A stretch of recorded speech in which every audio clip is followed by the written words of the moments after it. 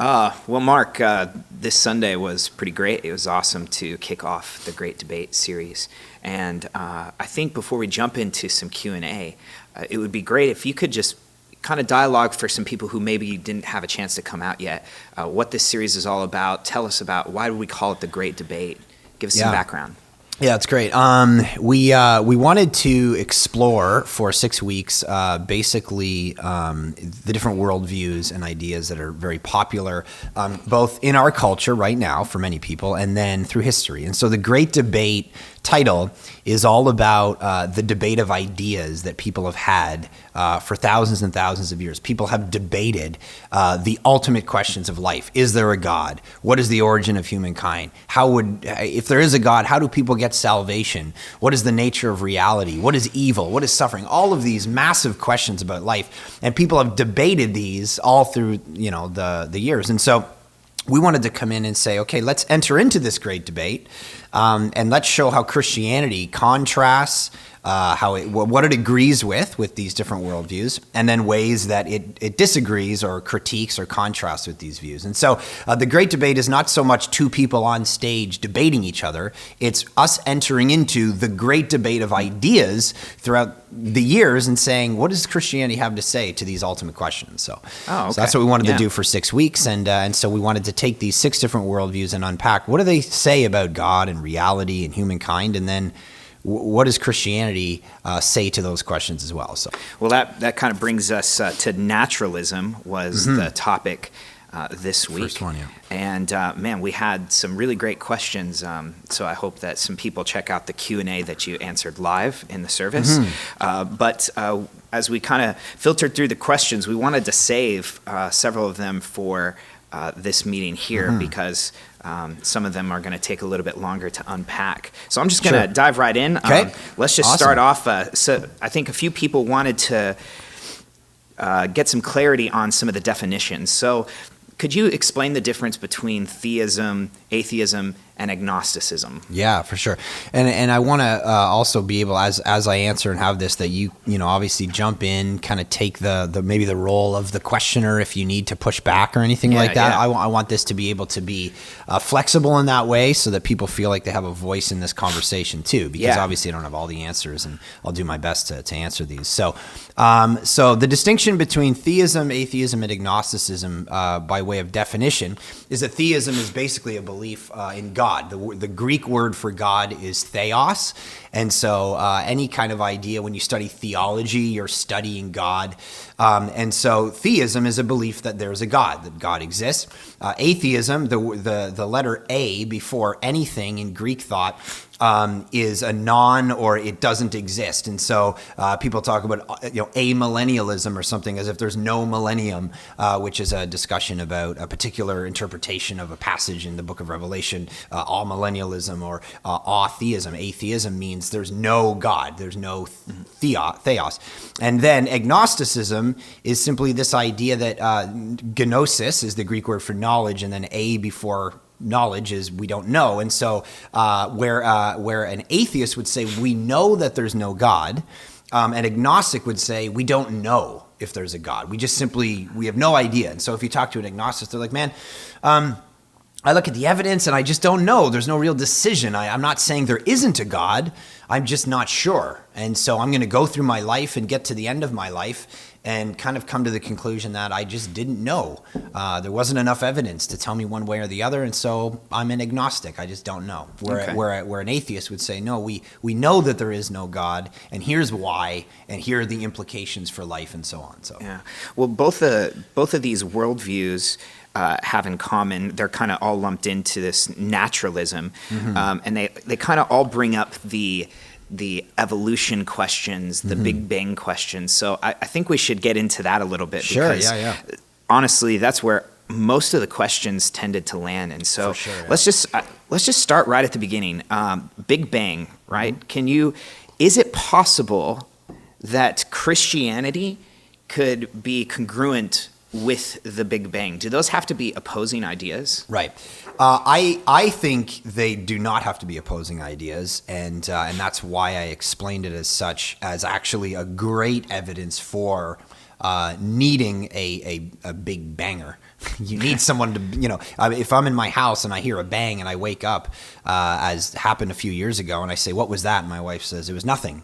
That's not actually an explanation. It's a non-explanation to say that something banged and it was nothing. Yeah. You could say you don't know what it is or go investigate it or whatever, but to say it was nothing is a non-answer, and it's actually illogical. It was something happened, a book fell off, whatever. So I think the Big Bang then raises the question of you need somebody to start it. And so I think it's a great evidence, a clue for the existence of God, something that pre-existed it, that needed it to come into existence the way it came into existence, which is what I talked about on Sunday with all the laws of physics and so on, actually in play already before it starts. There are people who don't necessarily in Christianity see it as a necessary evidence for God, and so there's the different views on of the universe and the age of the earth in Christianity. So I'll just explain that for a second, because my particular view is that I think the Big Bang and a universe that's 15 billion years old is congruent with Christianity, but there are those who would say, within Christianity, they would say it's not, and it's not necessary. And so they would say that the Earth, if you pay attention to the Bible rather than modern science and different physics and carbon dating and so on and so forth, that all of that stuff can't be trusted. What we can trust is the Bible, and the Bible, according to its genealogy and according to different archaeological things that people have found, really shows only the evidence for a world that's maybe 10,000 years old. This would be a young Earth take on creation and the world and so on. And so within Christianity, there is, I believe, there are these at least two, I mean many in between, but two major ideas. One of them is the young Earth idea, that the universe and the world is 10,000 years old, and people and so on are 6,000 to 7,000. And then there's this what's called old Earth, which is Christianity fits within, the Bible fits within this 15 billion year old universe and so on. And so both of those ideas, I believe, are congruent with Christianity. Now, what would you say to the atheist or the agnostic who's, they may be looking at the Big Bang and recognizing, conceding, okay, Christianity can see that these two may go together. But what would you say to them who they don't necessarily need to see the cause behind it? So while we say God has existed for all time, they're like, well, why can't the universe? Like, why do we have to choose the universe or immediately jump to God? Like, what do you say to that person who just doesn't need to go there? Yeah. Well, I would say kind of what I talked about on Sunday, which is that if something begins to exist, it has to have a cause. And so what we have is evidence that the universe began to exist, therefore it raises this question of first cause. What we don't have is evidence that God ever began to exist. So if somehow we came up with evidence that God began to exist, then we would have to then be retracted one more step to go, okay, well, who caused God? But the very fact that because of course before 1929 with Edwin Hubble and so on, people could argue that the universe was that eternal thing that never began to exist. And so we're in the universe, and yes, matter began to exist because science was telling people that. But maybe the universe is just that eternal thing, and so you don't need God. And that was a fine answer until we realized that, no, the universe actually did begin. And so if it began, that raises the question of who began it, versus we don't really have to ask that question in regard to God because we don't have evidence that he ever began to exist. So I think just the evidence that the universe started is itself enough to raise the question of, well, then who did that? So would you say that the Big Bang doesn't need to really be a point of contention? Like, is this something that we still need to do work on? Like, well, yeah, that's a good question. I mean, in my worldview, I think that it doesn't need the conclusions of science about the Big Bang seem to be pretty uniform from what I've read. I mean, maybe there's some paper out there that's going to be written while we're talking that says the Big Bang's out. We have a new quantum physics theory. But to this point, the science seems to be pretty conclusive about the beginning of the universe, somewhere between 13.5 to 15 billion years ago. Here's how it happened.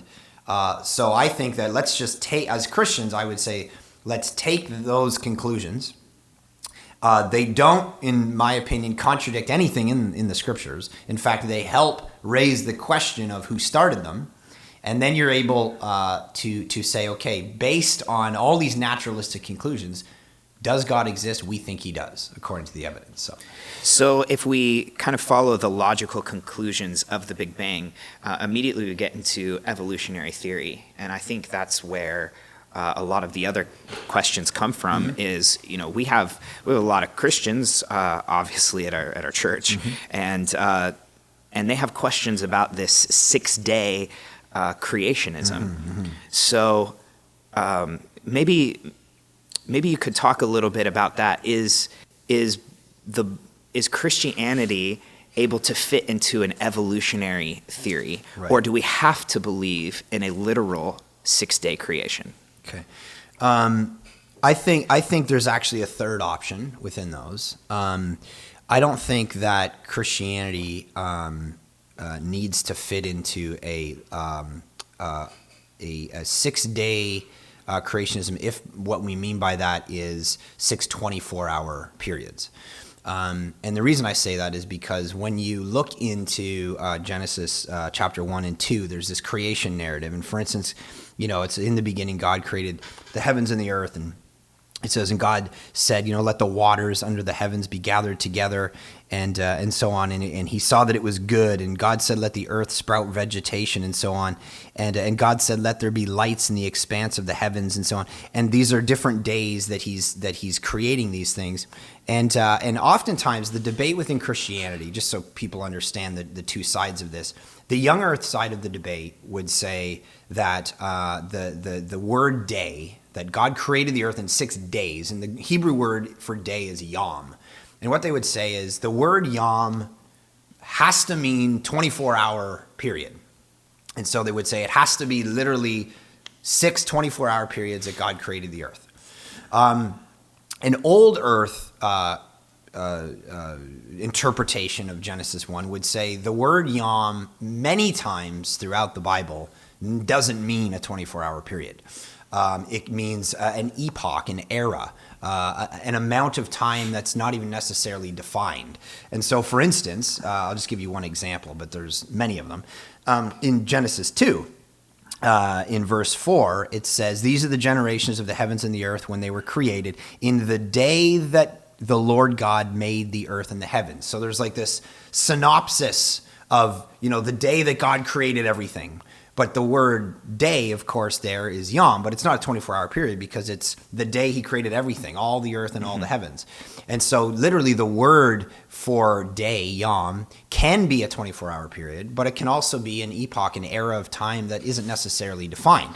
And so an old earth interpretation of Genesis 1 and 2 would be that these are phases of time that are long. They could be millions of years. It could be billions of years where the earth is taking form in these different things. In the beginning, God created the heavens and the earth, and it was formless and void, verse 2 says. And so over time, the earth is coming together the way that God wants it to become.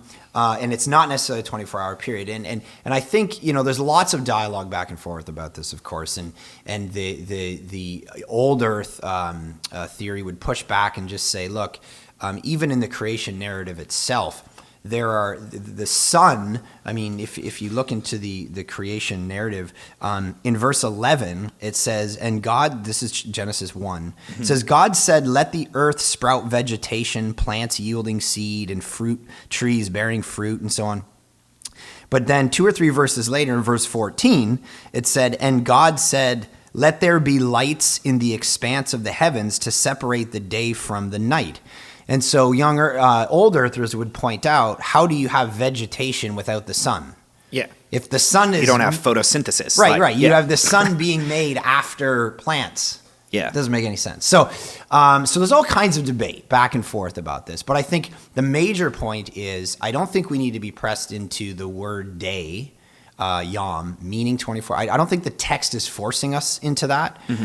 So I don't want to out-Bible the Bible. I don't want to be forced into a corner that the Bible is not forcing me into, because, of course, then you go all through the scriptures where the day to the Lord is like 1,000 years, and 1,000 years is like a day. And I think part of the point of Genesis 1 and 2, of course, is that you get in these rhythms of life, and God worked for 6 days and he rested for on the seventh day. And it's this story about how, therefore, how are we going to run our life according to Sabbath, and how are we going to do these things? And that's part of the point, which, of course, in our world is a 24-hour period. And of course, if it's not till verse 14 that the sun and the moon are made as expanses in the sky, then, of course, those earlier days, you don't have 24-hour periods anyway. And so let me ask this. If it's possible that this account is not literal, and that we don't need to take it literally for, the sequential order in 24-hour periods,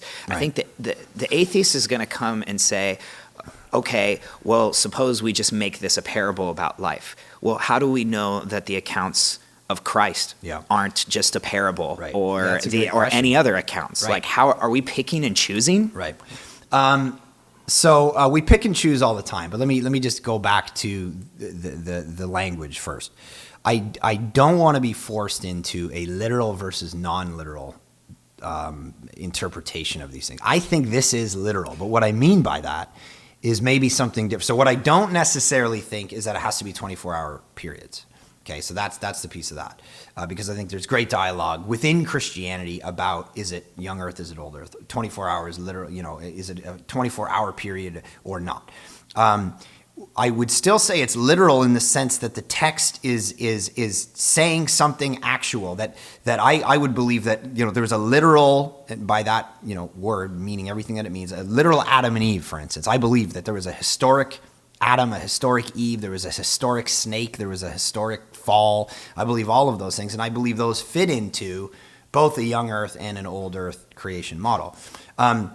What I don't mean by literal is whenever the Bible wants to say, of course, there's all kinds of different genres of literature in the Bible, right? And so you don't read the book of Revelation, for instance, the same way you read Romans. That would be like reading Tolkien the same way you read a newspaper. You can't. You have to go into it, and you have to recognize, man, there's these images and there's these ideas being conveyed, and in fact, it's actually wrong of me to read Revelation, for instance, the way that I would read Romans. So who gets to decide what's what? How do we know how to read each? I do, Eric. No, I'm just kidding. So you get to decide what's what based on, and I don't want to get too technical here, but there's a realm of study called hermeneutics, which is basically the art and science of interpretation, of interpreting any text, let alone the Bible. And so when you come to any Bible text, you have to first ask big hermeneutical questions like, what is the context of this verse? Like the verses surrounding it.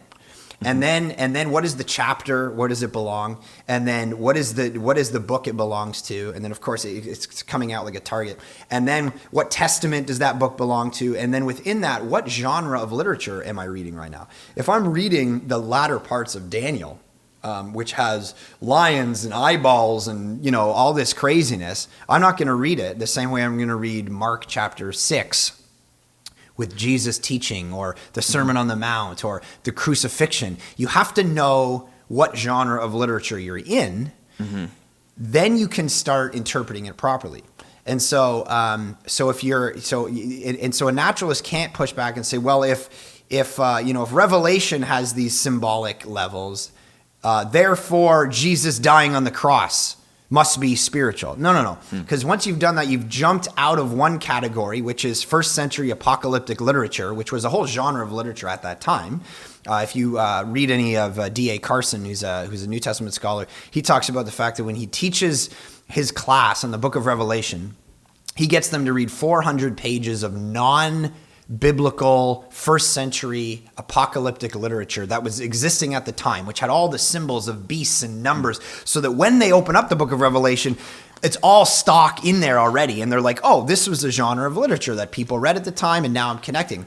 That's not the way the genre of gospel worked. So when you're reading the gospel, the biography of Jesus, those are historical claims about what Jesus did. That's actual historical narrative. Actual historical narrative that's saying, here's what happened to Jesus. He died on a cross. So nothing about getting into the latter parts of the gospels where Jesus dying. Nothing is going to go, what? No, this means spiritually. This actually happened. And so when you come back to the Genesis account. Yeah, tell me about that. For instance, you come into it, you go, yeah, of course, this is history. This is the way that God created the universe. But again, I want to be as literal as possible. And so if the word day doesn't force me into a 24-hour cycle, but it forces me into a period of time by which God made the planets and the animals and the earth, then don't force yourself into a 24-hour period if the word yom isn't forcing you to do it. Okay, so tell me about this. What about some theological inconsistencies in the creation account? If we have, let's say, sin comes into the world later. Yes. Then through the literal Adam and Eve. Through the literal Adam and Eve. 3, yep. After we have this long evolutionary process, how do you count for natural selection where there's actual death and there's killing pre the fall of man? Right. If this is the order. Right. Yeah, it's a great question. So I just want to clarify as well. I would not agree to an evolutionary conclusion about the development of species up until Adam and Eve necessarily. So it could be old Earth, but there could be an alternative. Right. So old Earth, but not evolution. Okay. So I think coming back to answer that question, then I can talk to the other one.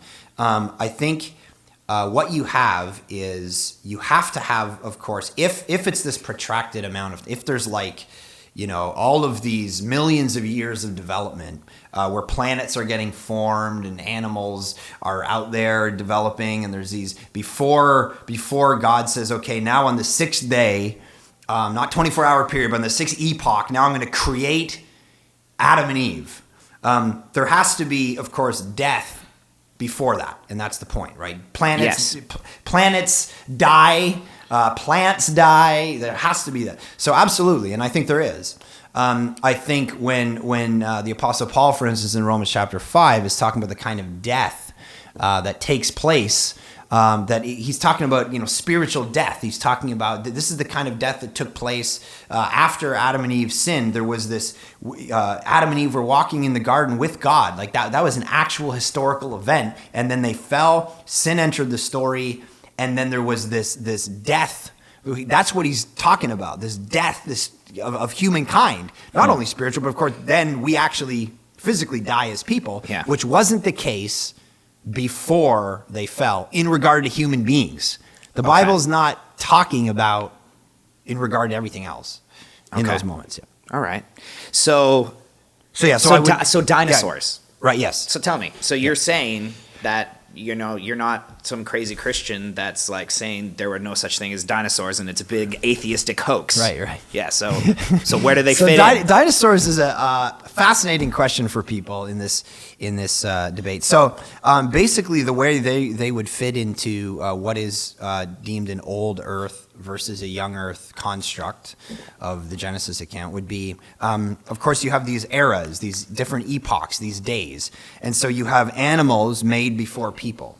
And so what happens in this long period of time, however long it is, I don't know how long it is, millions of years, God has these dinosaurs and has these, different animals running around, and of course they're eating each other, and there's death in that sense in the animal kingdom, or else the big T-Rex teeth, he's probably not eating plants and berries with his little hands. He's probably eating other animals, and he's the apex predator of creation.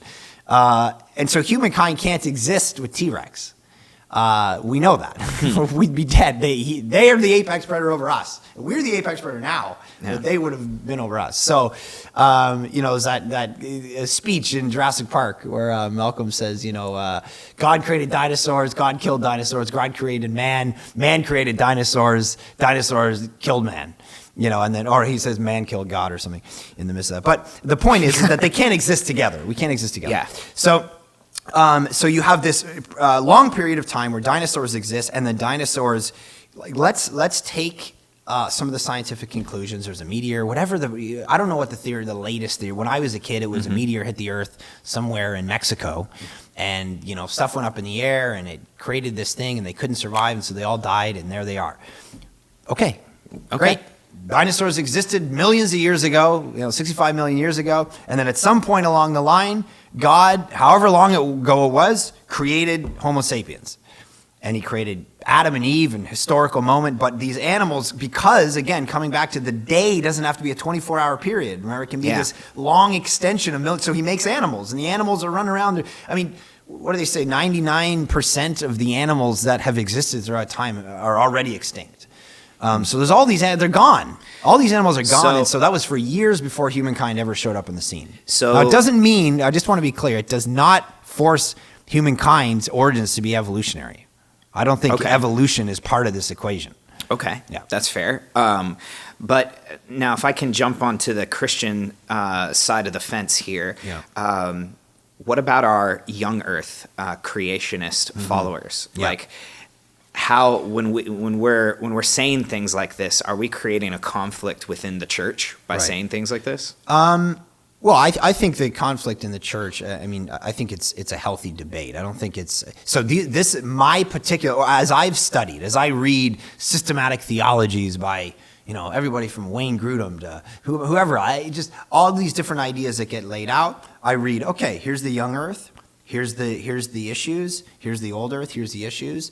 And this one seems to make sense to me, but there's lots of people who say, no, there's lots of holes in this. So I'm able to explain, where I've landed and why it fits with a bit more of a naturalistic explanation of some things, and then how Christianity fits within some of their own conclusions. Yeah. Versus the young earth philosophy, well, I totally obviously affirm it and love everybody who believes all this stuff. It's great stuff. It just doesn't happen in my conclusions, and it has a harder time in dialogue, certainly with a naturalist, because it starts with totally different conclusions about the beginning of the universe, about the age of everything, about humankind existing with dinosaurs, and just things that a naturalist pretty well. There's a reason that Richard Dawkins, and I think he's proud for. I'm proud. I mean, in a negative way for this, but he won't debate what he deems to be creationists, for instance. And what he means by that are young Earth. He won't debate them, but what he will debate. We'll debate Alvin Plantinga, for instance, or he'll debate different people who go, no, okay, we'll give you the age of the universe. We'll give you how the universe came about. I'm not, and there are people who just agree to not sit and try to say the universe is only 10,000 years old, because these naturalists, they're not even going to have that conversation. So, now, I think within Christianity, we should, because we're all understanding of what the young earth creation is trying to do is be most biblical and be like, man, if a day is a day is a day, let's be biblical, right? And I'm like, yeah, dude, I want to be biblical as I can be. So let's do that within Christianity, and all high five, and with that. I'm just saying, in dialogue with naturalism, the old earth certainly fits better for the sake of the dialogue. Yeah, absolutely. So for the naturalist, atheist, agnostic, whatever, you would say that this whole issue doesn't need to be a deal breaker for them to explore Christianity? Right. I don't think it needs to be a deal breaker at all, because there's all these things that we agree on about the age of the universe and how it came together and how God created all these things. Where we're going to disagree, obviously, is the issue of the origin of humankind, with the evolutionary development and unguided process, which by definition is when somebody comes in from a theistic evolutionary standpoint and wants to take theism and blend it together with evolution. The problem is, every naturalist under the sun is going to go, no, you don't understand Darwinism. Darwinism, by definition, cannot be guided. There's no guidance. That's the whole point of it. And so when, oh no, don't worry, we can, he's just gonna God guide it. They're like, no, you don't understand. It's purely random. That is the position. And so I think that the blending of them is gonna be difficult. I know there's a lot of Christians trying to blend those things, and I understand that because they want to try to get past. They just want to get past the evolution. They think the evolution question is jarring. They think everyone's getting wound up with this evolution thing. We can't get past it. Let's just accept it, and then we can move on with the dialogue about whether God guided it. But for a pure naturalist, they're never going to get there because the whole point is it's purely random, and that's the beauty of Darwinism. It's not. It doesn't. If it's guided, it ruins the whole thing. All their fun is gone if it's guided, because they look at the digestive system in a giraffe, and they think, I don't see creation and design here. I see inefficiency. But this would have been very efficient when the giraffe was a fish and he had no neck. And so it was a direct line. But the minute the giraffe, and it all starts getting, it's totally inefficient for a giraffe, and they see that and they see it's a beautiful chaos. It doesn't make, you wouldn't have a creator do that. Why would he do that? It doesn't make any sense. So you need it completely random. And if you push, it's fascinating because, lots of Christians will come along and they'll say, well, don't you see, look at, we're human beings and this is how we turned out, and so how could we have ever got here? But what they do is, you don't understand what I'm saying. We didn't have to, there was no goal. This was not the goal, that you would look like that, and that wasn't. And one evolutionist I was reading said, man, you tweak a little bit of it and you and I could look like insects that walk around, like with insect faces. You tweak a little bit of it. So it's not like we're the goal. There was no goal. There is no goal. It's all random. We're just here. We happen to be here. That's it. So the minute you want to get a God in, he's trying to get us to this goal where you and I look like this with our eyes, they would say you totally missed the point. Well, I think this was a great conversation. Yeah, thanks. Thanks for joining me here. These are great questions. Yeah. And hopefully we can, as people text in during the messages, hopefully we can come and unpack some of these, anything we don't have time for on Sundays. So absolutely. Yeah. What's on deck for next week? What can we expect? Next week is pantheism. So it's three basic major worldviews: Hinduism, Buddhism, and New Age. There's lots of expression on the West Coast about New Age philosophy and pantheism, and so we're going to work through what does a pantheist really believe about God and the universe and salvation, and then what would a Jesus or a Christianity conversation with that be, as it tries to say, well, here's the concepts that we agree with, and here's some that we disagree with. So, all right, I'm excited about that. Should be good. We'll see you next week. Cool. Then. See you then.